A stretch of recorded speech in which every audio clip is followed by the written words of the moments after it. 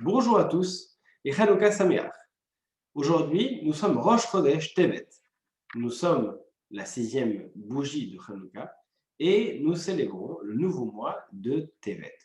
Qu'y a-t-il de commun entre la fête de Chanukah et Rosh Chodesh? Et même si on le souhaitait avec également la Sidra qui arrive, la Sidra de Miketz, c'est ce que nous allons voir ensemble. La Sidra de Miketz nous raconte l'histoire de Yosef. Yosef Hatzadik, Joseph, le fils de notre patriarche Jacob, qui va être, comme vous le savez, vendu à ses frères et qui va être malmené, ballotté d'un endroit à un autre.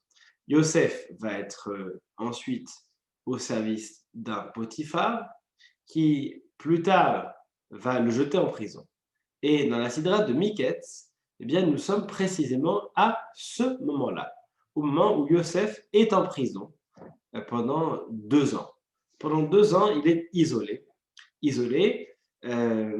mais dans son isolement, il rencontre parfois des personnes, des détenus, qui lui racontent des rêves. Et puis, lui, de par le don que lui a confié Hachem, il leur permet de comprendre, d'apaiser parfois un petit peu leur souffrance psychologique.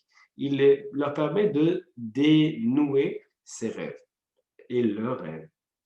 Lorsque le pharaon, finalement, est lui aussi à son tour déstabilisé par un rêve qu'il a qu'il a complètement troublé en fait, eh bien, l'action de Yosef lui permet de pouvoir être mis en contact avec ce roi-là, alors qu'il était en prison. Eh bien, on le fait sortir pour qu'il puisse interpréter le rêve du pharaon. Quel rapport ça a avec la fête de Hanouka et avec Rosh Chodesh, avec le renouvellement des mois? Eh bien, tout simplement parce qu'en prison, il y a deux choses.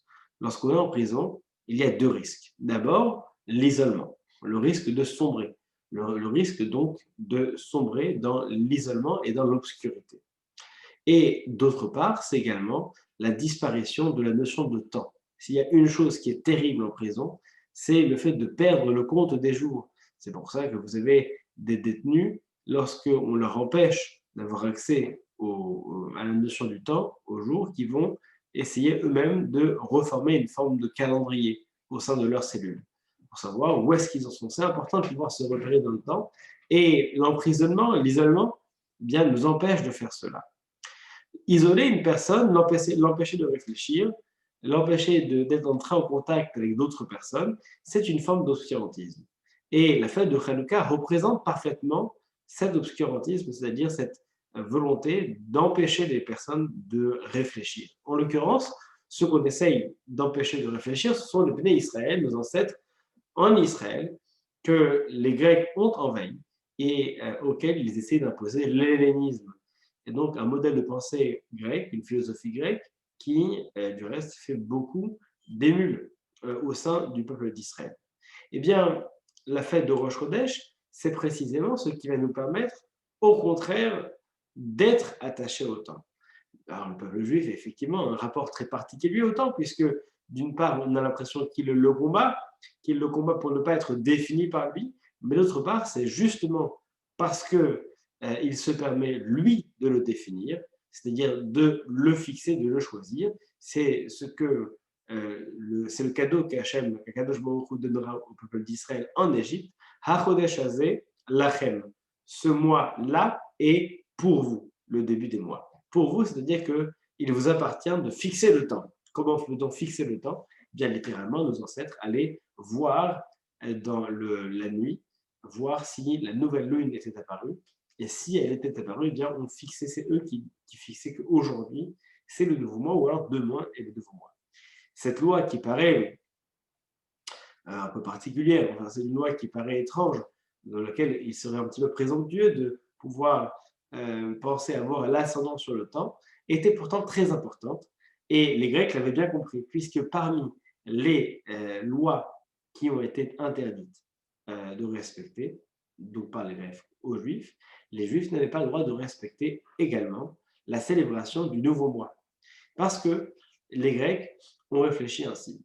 Effectivement, si on enlève si on enlève l'oxygène à une personne, il étouffe, il s'en rend compte, et puis il va tout faire euh, pour s'y opposer. Mais si par contre, on lui remplace crescendo par quelque chose d'autre, alors il ne se rendra même pas compte. Et les Grecs ont identifié un certain nombre de points qui allaient empêcher les Béné Israël d'adhérer à l'hellénisme, notamment eh bien, le respect du calendrier. Et, et dans le calendrier, non pas forcément les fêtes les plus importantes, mais des fêtes stratégiques, des points stratégiques, les points liés au cycle. Si on retire le cycle, si on retire la périodicité, eh bien, on retire le lien profond qui s'ancre étape après étape au cœur du peuple d'Israël. Et quoi de plus important pour pouvoir fixer n'importe quelle date que de pouvoir euh, construire un calendrier?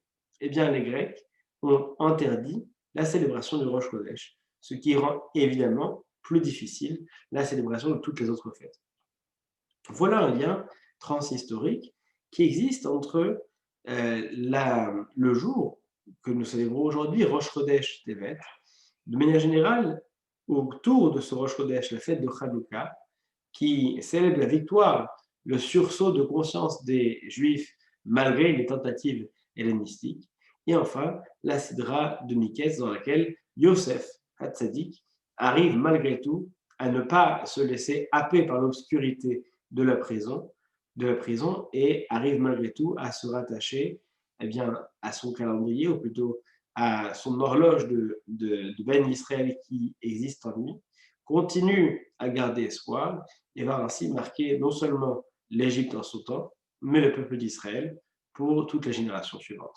Chanukah Sameach, et à très bientôt. N'oubliez pas, ce soir, il y aura, donc par l'intermédiaire du logiciel Zoom, il y aura donc une soirée organisée autour de Hanouka et des beignets, animée notamment par la rabbinite El Haddad, et accompagnée de recettes de beignets de l'Adkes par mesdames Rachel Rimok et Nicole Walter. Passez une excellente semaine, Chanukah Sameach, et bien sûr, avant cela, Rosh Chodesh Mevorach.